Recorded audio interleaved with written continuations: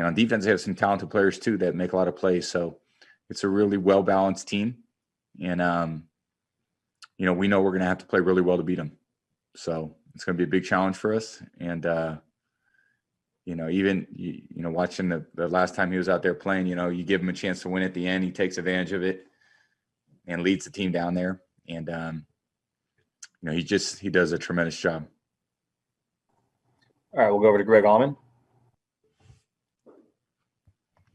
Hey, Tom, I know you've seen this from both sides with a lot of years in New England with first place schedules, but I want to ask you about what it's like to go up against a defending Super Bowl champ. I know you're motivated every week, but just how much extra it is to think you have a chance to beat the team that won the Super Bowl the year before. Well, it just means they're a good team, and I think good teams give you less margin of error. So, they've had some continuity on that side with that system, with those coaches. A lot of their key veteran players. That's always important. I feel key, continuity is the biggest, probably most critical aspect to, consistent performance. Because you got to build on year after year, not just game after game or week after week. So, they've been in that system for a while. Coach Reed's been there for a while. He's a great coach. They do a great job. And, they've got a lot of good things going. They've been tough to beat for a lot of years now, including when Alex Smith was there. They were pretty good too. So I played them all those years as well. And, they're doing a good job. And, they have some dynamic players, and obviously Patrick at quarterback, being a tremendous player that he is, they always have an opportunity to win.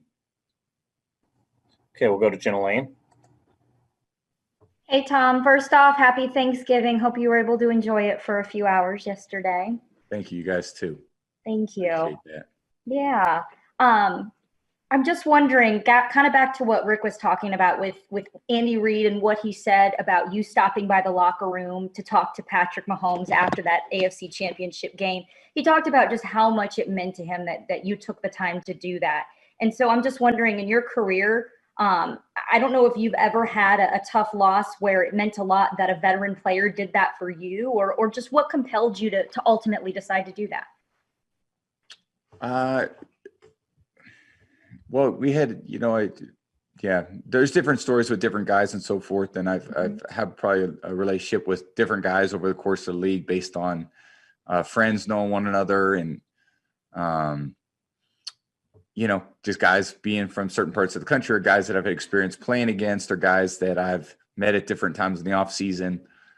Guys that I've been in contact when they were drafted, or I was asked to speak to at one point. So, there's a lot of young players that are a lot younger than me at this point, basically everybody. So, when I get a chance to meet them, and I'm always watching football too. I mean, that's what I love to do. I love watching young players, see how they're playing the position and see if I could learn anything from them. And, he had an incredible year that year. And we playing for the Patriots, played them and had a great game against them and won the game. And it's a tough loss at the end of the year. So I've been a part of those too. So, it wasn't much more than that. All right, we're going to go over to Sarah Walsh. Hey, Tom, what or who specifically on this Chiefs defense jumps out to you?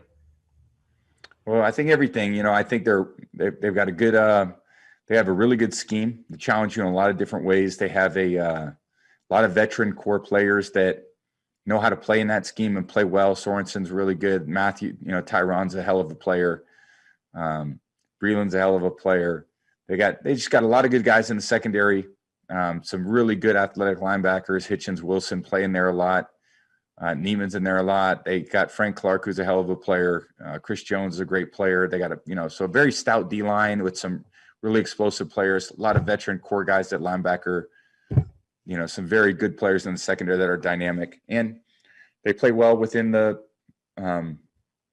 idea of the complementary offense that they're playing with. So they're playing with leads, and they're playing with leads. They play well from ahead. They've come back on offense playing from behind. So, they haven't lost many games over the last couple of years, and they win them in different ways. Sometimes they win them defense at the end. Sometimes they win them on offense at the end, and that's what good teams do. And they're certainly one of the best ones in the league. I'll go over to Scott Reynolds. Hey, Tom, you've had a lot of success on final drives. there's been a couple games where it hasn't worked out for you guys. The Bears game and the Rams game come to mind. Is that a product? And you mentioned continuity earlier. Is that a product of not having the off season and those 400 to 500 reps and a truncated training camp and no preseason, where you're being forced to kind of learn on a week to week basis and not having all of that extra work that you normally would have? Does it kind of catch up to you in those situations sometimes? I mean, I think that our job is to get the job done. So there's no excuses for when we don't get it done. I mean, at the end of the day, that's the reality of the sport. It's a production-based business, and when you have opportunities like we had in those two games, it's very disappointing when you don't, especially when you're the quarterback and the ball's in your hands. So it's something I got to do a better job of. We have time for a few more. We're going to go over to Joey Knight. You guys' struggles with the deep throws have been pretty well documented. Just from the other night, reviewing the film, what did you see? What happened on the deep throws? What was the problem? Just, not executing at the highest level. So I don't think it's more than that. I think we didn't execute on some short throws. We didn't execute on some medium throws.